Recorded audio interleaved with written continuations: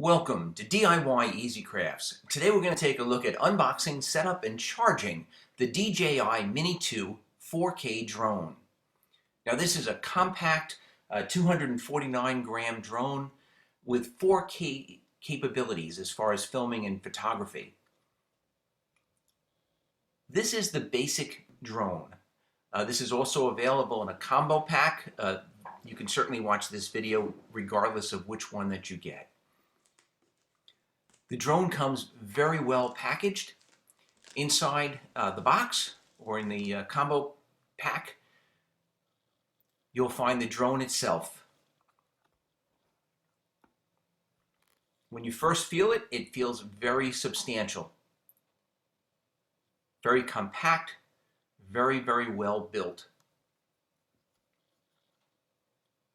Now we'll take the security tape off of this in a minute. The next layer on the box is a sleeve that contains all of the instruction manuals.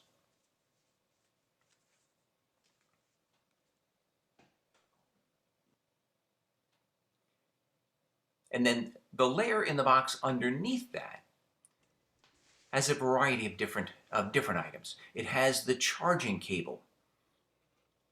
And if you have the combo pack, you would also get multiple batteries and a charging port for multiple batteries. These are separate cables to connect different devices. So it comes with a cable for the for an Apple phone already hooked up, but if you had an Android or another type of phone, you would use either of those cables. It also comes with additional propeller blades and a couple of additional joysticks. It even comes with its own mini Phillips screwdriver when you have to replace, or if you have to replace, the propeller blades. And lastly, the remote or the controller. We'll take a look at the controller first. So first off, there's storage for joysticks right at the bottom edge. On the top edge, there's actually a pull-out that will secure the phone to the controller. The controller itself is also very well built. It's very sturdy. This is the storage for the joysticks. Those both just pull out and screw into place.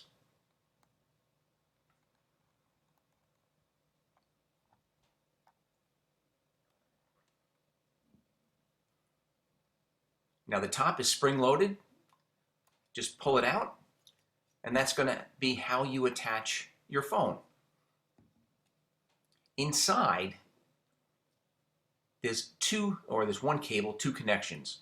If you take off the connection as shown on the right as you're looking at the bottom of the case, that will be your connection for an iPhone.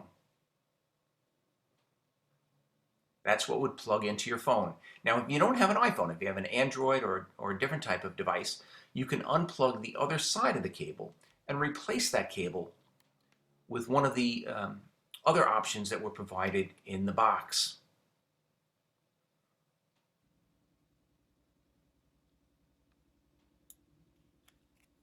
DJI did a great job not only in developing this drone, but also in the packaging. They really kind of thought about everything. Now to hook up the phone, you can either place the phone into the spring-loaded arm first and then plug it in, or you can plug it in first and then attach it. Either way, there's quite a bit of tension on that spring. So pull upward, place the phone into this some soft rubber that holds it in place, and really nice. It securely holds that phone in place. You don't have to worry about it dropping out. And most phones, it will hold even without removing the case of the phone. So it's big enough.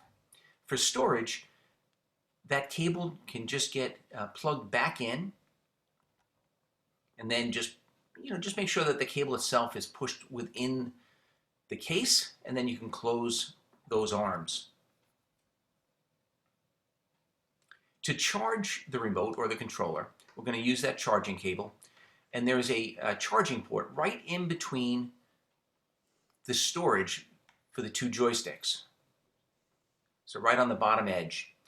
There are lights on the top that will flash when the batteries are charging. Those lights will go out when it's completely charged. So now let's take a look at the drone itself.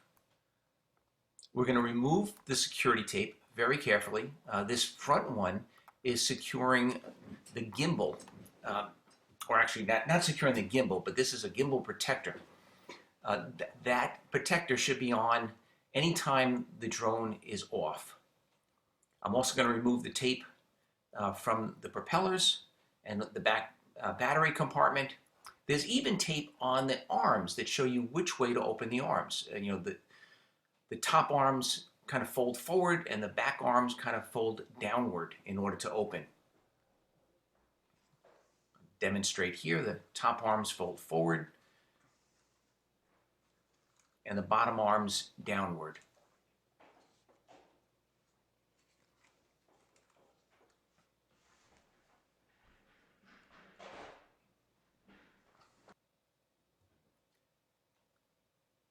Now the camera, the 4K camera, is mounted to a gimbal right on the front of the drone.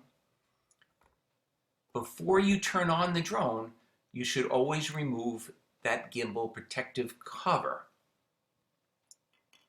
And then once the drone is off, it should be replaced. If you look at the very forward edge, the front edge of that, there's two little hooks. Those hook right inside the case, and then the bottom just snaps in place. Not difficult at all, but you do have to play around with it a little bit to get the feel for it. On the very back of the drone, there's a battery compartment. The battery itself has a button that you press upwards. And it's a little bit tight to get your fingers in there. You have to press upward on the button as well as the battery, and then it pulls out.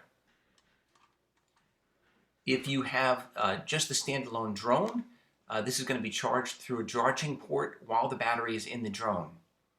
So that same charging cable, you plug right into the left-hand port on the back of the drone, and there are lights on the bottom of the drone that indicate the battery is charging.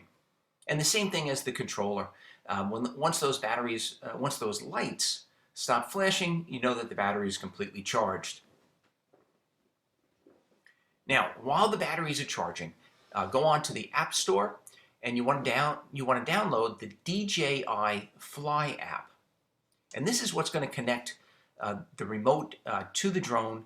It's going to allow you to be able to see through the camera, visualize, but there's also a variety of how-to videos in there that demonstrate how to use all the different functions of the drone.